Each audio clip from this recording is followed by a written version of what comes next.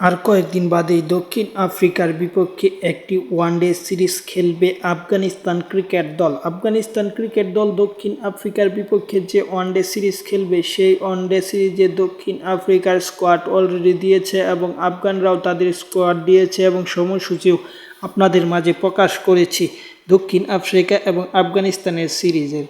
দক্ষিণ আফ্রিকার স্কোয়াডও আপনাদের মাঝে ভিডিওর মাধ্যমে প্রকাশ করেছি, কিন্তু আফগানিস্তানের যে স্কোয়াডটা, সেই স্কোয়াডটাতে কারা কারা আছেন তা হয়তো আপনারা জানেন না। সেই আফগানিস্তানের স্কোয়াডের কথা এখন বলবো, যেখানে নিউজিল্যান্ড সিরিজ থেকে বাদ পড়েছিলেন, বিশ্রামে নিয়েছিলেন বলা যায় আর কি রাশিদ খান। সেই রশিদ খান আবার ফিরেছে এই এই মানে দক্ষিণ আফ্রিকার বিপক্ষে এই ওডিআই সিরিজে।